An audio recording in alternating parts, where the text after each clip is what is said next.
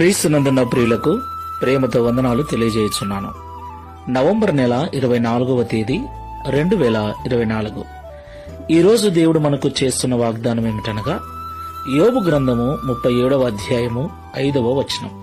మనము గ్రహింపలేని గొప్ప కార్యములను ఆయన చేయును. ఆమెన్.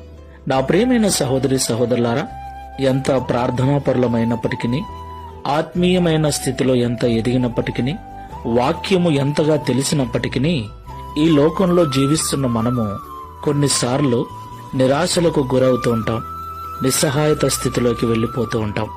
నా ప్రియమైన సహోదరి సహోదరులారా, ఈ లోకంలో కష్టాలు, శ్రమలు ఎవరిని వదిలిపెట్టవు.